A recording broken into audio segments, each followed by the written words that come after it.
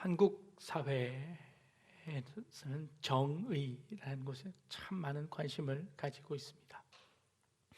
정의 사회를 만들기 위한 노력들도 다분합니다. 어느 사회든 또 어느 나라든 그렇지 않은 나라가 있겠습니까? 정의로운 나라라는 것은 도대체 어떤 나라가 정의로운 나라일까요? 구성원 모든 사람들이 만족하며 행복할 수 있는 나라, 정의로운 나라일까요? 그런 세상은 이 땅 가운데 없을 겁니다. 모든 사람이 다 만족하는 그런 세상을 만들 수는 없을 겁니다.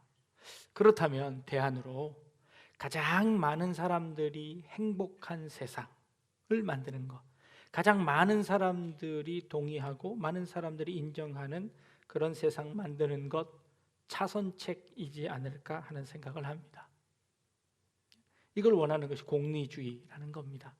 많이 들어보셨을 겁니다. 최대 다수의 최대 행복이라는 것이 슬로건이지요. 가장 잘 표현한 말인 것 같습니다. 한 사람의 행복보다는 100명의 행복을 책임지는 것이 훨씬 좋다는 것이지요. 여러분 그렇게 생각하십니까?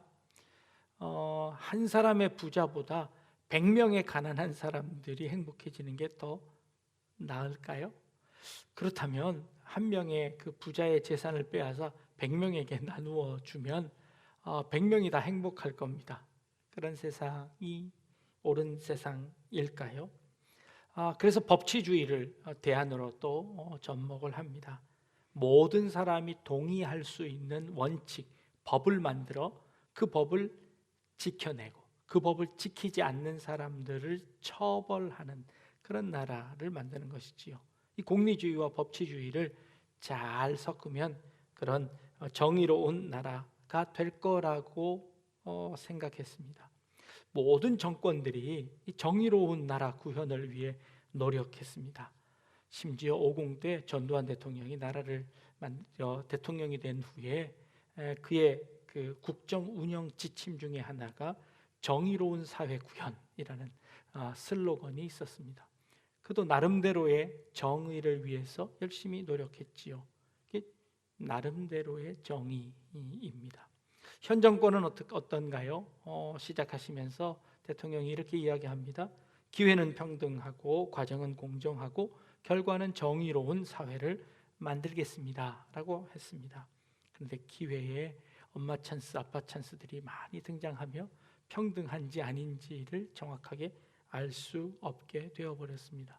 나름대로의 정의를 구현한다고 했지만 온전한 정의를 이루는 것은 그리 쉽지만은 않다는 겁니다. 어떻게 하면 평등한 기회를 줄 수 있을까요? 남녀 간의 평등, 인종 간의 평등, 그리고 출신 학교 안의 평등을 주자고 이야기합니다. 미국에서 대학 학생들을 선발할 때에 공정하게, 아주 공정하게 시험을 봐서 아이들을 뽑았더니 학교에 흑인 학생들이 좋은 학교에 입학하는 확률들이 많이 떨어지더랍니다. 그래서 이것은 공정하지 않다. 그들은 여러 문화 환경 가운데 제대로 교육받을 수 있는 환경이 아니니 그들에게 조금 어드밴티지를 주자. 그래서 대학 총 정원의 5% 이상은 흑인들이 들어올 수 있도록 하자라고 만들었습니다. 그랬더니 다른 소수민족들도 우리들에게도 그런 기회를 줘라. 우리도 여러 다른 나라에서 공부하다 보니 우리 공부하는 환경들이 좋지 않으니 그렇게 해달라는 겁니다. 그래서 아시아계에 있는 학생들에게 약 10%의 할당을 해 주었습니다. 그런데 이게 역차별이 되었습니다.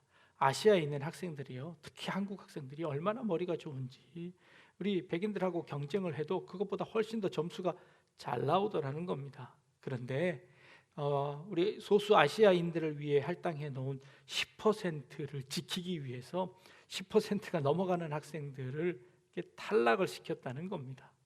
이건 정의로운가요? 아닌가요? 이것은 공평한가요? 아닌가요? 공평하기 위해서 기회를 주기 위해서 10%라는 범위를 정했더니 그 범위를 정한 그 10%가 오히려 역차별로 오더라는 겁니다. 그러자 이 기회의 평등이 주어지지 않았습니다. 그러니 과정이 공정하지 않다고 하니 공정하지 않은 그 과정 속에 정의로운 세상을 만들 수 없어서 결국 어디에다가 기대기 시작했나요? 법에다가 기대는 겁니다. 그 법은 공정하지 않으니 그 법을 고쳐달라고 법원에 호소하기 시작했습니다. 그래서 모든 사람들이 법원으로 모든 판결을 가지고 갔습니다. 법치주의이니 법은 공정하지 않을까라고 생각하는 것이지요. 그래서 법원에다 대고 호소를 하는 겁니다. 그랬더니 1심에서 지네요. 근데 1심에서 지니까 그 다음에 2심으로 갑니다. 2심에서 또 지니 3심으로 가서 대법원까지 올라갑니다. 그래서 대법원까지 올라가면 승복할까요? 승복하는 사람들이 많지 않더라고요. 오히려 법원을 욕하며 그 두 사람과의 사이가 훨씬 더 멀어지더라는 겁니다. 법정까지 다툼을 한 사람들 중에서 화해하고 관계가 좋아진 사람들이 많지 않더라고요. 법정으로 가니 다 관계가 무너지고 말았습니다. 법치주의도 온전한 공정한 사회를 만드는 것에 그렇게 유익하지만은 않더라라는 그런 생각이 드는 겁니다. 법원에서는요, 보복적 정의를 주장합니다. 응보적 정의를 주장합니다. 그것에 해당되는 죄가 있으면 그 죄를 보복해야 되고 그 죄에 대해 응징을 해야 합니다. 그것이 이 법원의 정의입니다. 그렇게 함으로 말미암아 법을 세울 수 있다고 믿습니다. 법을 세울 수는 있기는 하지만 법이 무서운 줄은 알지만 어느 누구도 법에 승복하려 하지는 않는다는 겁니다. 마이클 샌델이라는 분이 그럼 정의란 도대체 무엇인가? 라는 두꺼운 책을 냈습니다. 그런데 그 두꺼운 책 안에도 정의가 무엇인지 정의하고 있지는 않습니다. 정의가 무엇일까요? 성경에서 말하는 정의는 무엇일까요? 오늘 우리 말씀의 제목이 너는 마땅히 공의만을 따라라, 너는 마땅히 정의만을 따라라 라고 말씀하시는데, 그렇다면 성경에서 말하는 정의라는 것은, 공의라는 것은 도대체 무엇을 의미하는 걸까요? 성경의 정의라는 단어가 두 가지 단어가 등장을 합니다. 첫 번째 단어는 미시파트라는 그런 단어입니다. 정의, 영어로 justice라는 그렇게 번역되어질 수 있는 단어입니다. 이 단어의 뜻은 판결을 의미하는, 재판을 의미하는 그런 단어입니다. 이 오늘 우리가 본문에서 본 것처럼 성읍마다 판결할 수 있는 지도자를 세우라라고 성경은 말씀하고 있습니다. 이 제도가 처음 생겨진 것은요, 언제부터이냐면 모세가 이스라엘 백성들을 데리고 광야로 갔습니다. 40년의 광야를 시작하는 그 과정 속에서 그 많은 사람들을 모아놨으니 사람들 사는 사이에 문제가 없을 수 있을까요? 여러 가지 다툼들이 있었습니다. 여러 가지 해결되지 못하는 문제들이 있었습니다. 그러자 그 문제들을 누구에게 가지고 왔냐면 모세에게 가지고 왔습니다. 모세는 자기 그 천막 앞에다가 텐트를 쳐놓고 사람들이 오는 사람들을 맞이합니다. 모세가 재판을 잘했는지, 권위가 있어서 그랬는지 모든 오는 사람들이 모세가 재판을 하면 그 모세의 말에 승복을 하게 되었습니다. 그러다 보니 모세는 아침부터 저녁까지 하루 종일 재판만 하게 되어졌습니다. 60만 명이나 되는 그런 많은 사람들이 있는데 그 문제가 얼마나 많겠습니까? 그러니 모세는 아침부터 저녁까지 재판만 한 겁니다. 그 일을 보던 그의 장인 이드로가 당신의 그 행위가 옳지 않습니다 하고 조언을 한마디 했는데, 당신이 다 판단을 내리지 말고 그 판단을 50부장, 100부장, 1000부장을 만들어서 그들이 스스로 재판하게 하십시오. 그리고 그들이 재판하지 못하는 것만 당신한테 올리면 당신은 그것만 재판하면 됩니다. 아주 시시콜콜한 일들은 저들끼리 해결할 수 있도록 내버려 두십시오 하고 제안을 했습니다. 그러자 모세가 그 제안이 참 좋아 보여서 승낙하고 그 제도를 만들었습니다. 근데 이 제도는 하나님께서 모세를 통해서 직접 명령하신 제도가 아니라 인간 스스로 만든 제도이고 하나님께서 추후에 그 제도를 인정해 주신 제도입니다. 하나님께서 직접 그것을 설명하고 그걸 명령하지 않으시고 그들이 만들어낸 것들을 스스로 만들어낸 것들을 이렇게 인정하신 이유가 뭘까요? 사람을 살아가면서 하나님께서 우리 인간들에게 자유의지를 주시고 인간들에게 지혜를 주시고 인간들이 스스로 문제를 해결해 나갈 수 있도록 기회를 하나님께서 허락해 주셨습니다. 사람 살면서 문제가 없을 수 없습니다. 교회가 있으면, 이 교회에 많은 성도님들이 있으면 그 성도님들 가운데 문제가 없을 수 없습니다. 문제가 없다고 덮어두기만 하면 오히려 그것이 문제입니다. 문제가 있는 것을 드러내고 그것을 해결해야 하는 것이죠. 그 해결하는 방법이 무엇이냐 하면 너희 안에 스스로 그 일을 놓고 토론하라고 만듭니다. 그 정의를 세워가는 일들을 스스로 만들어 가라는 겁니다. 정의가 세워지는 그 공동체를 만들려고 하시는 것이지요. 그래서 그 스스로의 공동체를 만들어내는 겁니다. 쉽지 않죠. 쉽지 않아서 몇 가지 우리에게 정의를 세워나가는 방법들을 설명하고 있습니다. 그 중에 하나가 오늘 재판을 할 때, 그 판단을 할 때 재판을 굽게 하지 말라 합니다. 재판을 굽게 한다는 것이 뭘까요? 굽게 안 하려면 어떻게 하면 되나요? 똑바로 하면 되죠. 굽게 하지 말고 똑바로 하라고 합니다. 속임수를 쓰지 말고 정당한 방법으로 서로의 입장을 이야기하고 그 입장을 놓고 해결하라는 겁니다. 재판을 할 때 굽게 하지 말랍니다. 두 번째로 그 재판을 할 때 사람의 외모를 보지 말랍니다. 세 번째는 뇌물을 받지 말라고 오늘 본문에 이야기합니다. 불의한 재판을 하지 말라는 겁니다. 인간의 욕심을 가지고 재판하지 말라는 겁니다. 정당하게, 정정당당하게 고든 재판을 해서 그 문제를 스스로 해결하라고 말씀하십니다. 교회 안에 문제가 많지요. 사람 살아가는 동안에 그런 공동체는 모두 다 문제가 있습니다. 그 문제를 스스로 해결해내고 스스로 바꿔나갈 수 있고 스스로 고쳐나갈 수 있는 그런 공동체가 건강한 공동체입니다.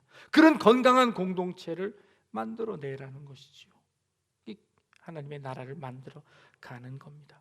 그런데요, 인간은 죄인입니다. 그래서 결국 그 공동체를 만드는 것이 쉽지 않다는 것 우리 너무나 잘 압니다. 구약 성경에 아합이라는 악한 왕이 있었습니다. 이 악한 왕이 어느 날 자기 왕궁에서 보니까 왕궁 근처에 아주 좋은 포도나무 밭이 하나 있었습니다. 그 포도나무 밭을 너무너무 갖고 싶은 겁니다. 그래서 그 포도나무 그 밭 주인을 불렀습니다. 나봇이라는 사람이었는데 그 나봇에게 가서 내가 너에게 네가 원하는 만큼 돈을 지불할 테니 그 밭 나한테 팔거라 라고 말합니다.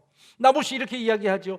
왕이시여, 왕이 원하는 대로 얼마든지 드십시오. 사용해도 좋습니다. 그러나 팔 수는 없습니다. 왜요? 그 땅은 하나님께서 우리 조상에게 주신 땅이니 그 땅을 팔 수는 없습니다. 마음대로 사용하십시오. 그런데 나봇은 그 땅을 가지고 싶었습니다. 욕심이 생겼습니다. 그래서 그 욕심 때문에 어떻게 하나요? 거짓 증인 두 사람을 세워서 재판을 합니다. 이 나봇이 하나님을 욕하고 왕을 저주했습니다 하고 이 거짓 증인들을 세워서 그 나봇을 모함합니다. 그러자 사람들이 돌을 들어서 그 나봇을 돌로 쳐 죽입니다. 인간들이 그 재판을 곧게 하지 못했습니다. 뇌물을 받았습니다. 욕심이 그 재판에 들어가서 그 재판을 망치고 말았습니다. 인간이 살아가는 재판이 그렇다는 겁니다. 그런데요, 그 결과가 그것으로 끝나지 않았습니다. 하나님께서 엘리야 선지자를 보냈습니다. 그리고 그 엘리야 선지자를 통해서 이렇게 말씀하십니다. 아합아, 네가 죽이고 빼앗았느냐? 너도 그렇게 될 것이다. 이 일을 도왔던 그의 아내 이세벨에게 말합니다. 너는 개에게 물려 죽을 것이다 하고 심판하십니다. 그러자 몇 년이 못 되어서 하나님께서 말씀하신 그대로 결과가 이루어졌습니다. 이세벨은 2층에서 떨어져서 죽고 그 개가 그의 시체를 다 먹어버렸습니다. 아합 왕도 결국 그 왕위에서 쫓겨나게 되었습니다. 미슈파트라는 이 재판에 관한 이 말씀은요, 우리 스스로 해결해야 합니다. 그러나 결국 그 일 맨 마지막 판결은 누가 내리시나요? 하나님이 내리실 겁니다. 그래서 이 정의에는요, 심판이라는 뜻도 포함되어져 있습니다. 이 하나님께서 판결하실 것입니다. 그 판결은 심판도 포함되어져 있는 판결입니다. 그러기에 우리는 공정하게, 정의롭게, 공의롭게 우리에 닥쳐진 그 모든 일들을 해야 한다는 겁니다. 하나님의 마지막 최후의 판단은 하나님이 하실 것이기에 그 하나님을 두려워하는 마음으로 우리에게 주어진 일들을 해나가는 겁니다. 공의롭게 해나가는 겁니다. 정의롭게 해나가는 겁니다. 이것이 우리의 삶 가운데 필요한 덕목입니다. 그래서 오늘 너는 마땅히 공의만을 따라라 라고 말씀하고 있습니다. 세상 사람들이 보지 않더라도 결국 마지막 판단자는 하나님이시기에 그 하나님을 두려워하는 마음으로 정의롭게 공의롭게 행하는 것입니다. 이게 첫 번째 공의의 뜻입니다. 두 번째 단어는요, 째다카라는 단어가 있습니다. 그래서 이 두 단어는 이렇게 서로 혼용되어 사용되어지기도 하지만 그러나 이 째다카라는 단어의 뜻은 조금 다른 의미를 가지고 있습니다. 이 공의는 미시파트는 이 justice라는 뜻을 가지고 있다면 이 째다카는 righteousness라는 뜻을 가지고 있습니다. 의롭다라는 뜻을 가지고 있습니다. 근데 이 공의라는, 이 의롭다는 이 말은 관계적으로 의롭다는 뜻을 가지고 있습니다. 이게 도대체 무슨 말일까요? 하나님과 우리의 관계를 생각합니다. 하나님과 우리의 인간의 관계에서 하나님은 조물주이시고 우리는 피조물입니다. 이 하나님과 인간과의 관계에서 공의라는 것은 뭘 의미하나요? 하나님께서 명령하시고 그 명령에 대해서 우리가 순응하고 잘 대답하는 것, 반응하는 것, 이거 공의롭다라고 말하는 것이죠. 관계적 개념을 바탕으로 만들어져 있는 의입니다. 이 의는 그 관계를 잘 지키면 의롭다라고 하는 그런 의미를 가지고 있습니다. 관계의 조건이 잘 성취되어지면 의가 이루어진 것이다 라고 우리에게 말하고 있습니다. 다른 한편으로 아브라함에게 하나님께서 이렇게 말씀하십니다. 하나님께서 아브라함이 하나님을 믿으니 이를 그의 의로 여기셨더라 라는 말씀이 나옵니다. 아브라함이 하나님을 믿었습니다. 그 하나님을 믿는 그 관계가 이루어지자 아브라함이 의롭다고 칭해졌습니다. 또 다른 의의 의미는 관계적인 의미였습니다. 이것이 이웃과도 마찬가지로 엮어집니다. 이웃과의 관계에서 합당한 행동에 관한 의롭다함을 얻습니다. 그 이웃과의 관계에서 올바른 관계가 이루어지면 그 두 사람과의 관계는 의로운 관계가 되어지는 것이죠. 이웃과의 관계에서 그 사람의 입장과 좋은 관계가 된다는 것은 무엇을 의미하는 걸까요? 이 의라는 곳에서는 이 의에 공감이라는 뜻이 포함되어져 있습니다. 상대방의 마음을 이해해서 그 마음을 함께 나누는 것, 그래서 그 두 사람과의 관계가 올바로 이루어지는 것, 이게 의롭다라고 표현하는 것이지요. 자, 하나님과 의로워지려면 하나님의 명령을 잘 듣습니다. 하나님의 명령을 잘 따라합니다. 왜요? 하나님의 마음을 이해하기 때문입니다. 이게 우리 인간에서 의입니다. 반면 하나님의 공의는 어떨까요? 하나님께서 우리의 마음을 이해하시는 겁니다. 하나님은 나보다 나를 더 잘 아시는 분입니다. 하나님은 우리의 머리칼까지 세신 바 된 분이라고 말씀하십니다. 하나님은 우리를 너무 잘 아십니다. 그래서 하나님께서 우리에게 공의를 베풀어 주실 때 어떻게 베풀어 주시냐면 우리의 연약한 모습을 그대로 받아주십니다. 우리의 죄인된 모습을 그대로 받아주십니다. 우리의 이 죄된 모습, 연약한 모습을 하나님의 공의로, 미슈파트의 공의로 재판해버리면 어떻게 되나요? 우리 여기 있을 수 있는 사람은 아무도 없습니다. 모두 다 지옥 가야 합니다. 죽어야 합니다. 그런데 하나님의 공의는 째다카의 공의였습니다. 하나님은 공감의 공의를 하셨습니다. 하나님이 우리를 너무 잘 아셔서 우리를 인정해 주셨습니다. 그래서 하나님의 공의가 예수님의 사랑을 통해서 우리에게 전해졌습니다. 하나님의 공의를 만족하기 위해서 하나님께서 하나님 하나밖에 없는 아들을 이 땅에 보내주시고 십자가를 지게 하심으로 말미암아 그 하나님의 공의가 완성이 되어졌습니다. 그래서 예수님이 바로 하나님의 공의입니다 라고 하는 말이 바로 이런 뜻입니다. 하나님께서 우리의 마음을 너무 잘 아시기, 우리의 형편을 너무 잘 아시기 때문에 하나님은 우리에게 그 공의를 베풀어 주셨습니다. 예수님이 우리를 구원해 주셨습니다. 그게 하나님의 공의입니다. 그 하나님의 공의를 깨달은 우리는 어떻게 공의롭게 살아야 할까요? 하나님의 마음을 알아 하나님께 순종하고 하나님의 말씀대로 사는 것이죠. 하나님께서 베풀어 주신 그 사랑이 얼마나 큰지를 깨달아, 하나님이 베풀어 주신 그 공의가 얼마나 큰지를 깨달아 우리도 하나님을 공의롭게 하나님과 공감하는 것이지요. 마찬가지로 우리 이웃들과 함께 공감하는 겁니다. 이웃들의 어려운 환경들, 어려운 형편들을 우리가 함께 공감하는 것이죠. 저 사람은 도대체 왜 저런 말을 했을까? 왜 저 사람은 왜 저렇게 행동을 할까? 알 수 없지요. 그런데 왜 그랬을까? 공감하는 겁니다. 그러면 이해되어집니다. 그러면 용서할 수도 있습니다. 그러면 관계가 회복되어질 수 있습니다. 세상 법정에서는요, 저 사람 도대체 왜 저렇게 해서, 저 사람은 율법에 맞춰서 올바로 행하지 않았으니 처벌받아야 돼, 저 사람은 저렇게 했으니까 똑같은 취급을 받아야 돼 라는 것, 세상의 공정입니다. 그러나 하나님의 공정은 그 공정이 아니라 공감하는 공정이라는 겁니다. 그래서 그 사람을 품는 겁니다. 사랑하는 겁니다. 우리는 지난 3주 동안에 3대 절기에 대해서 우리 함께 배웠습니다. 6월절, 7.7절, 초막절에 대해서 배웠습니다. 이 세 가지의 절기, 이스라엘 백성들이 반드시 지켜야 하는 이 세 가지 절기에 똑같이 공이 등장하는 것이 있습니다. 하나님 앞에서 즐거워해라 라는 겁니다. 하나님 앞에서 즐거워할 때에 너희들 빈손으로 오지 말고 너희들이 너에게 축복 주신 것 그것 가지고 와서 너희 이웃들과 함께 즐거워해라. 세 절기마다 공이 똑같은 말씀으로 말씀하고 있습니다. 하나님 여호와 앞에서 즐거워해라. 그리고 고아와 과부와 레위인과 나그네들과 함께 즐거워해라. 이 세 가지 절기를 지키는 겁니다.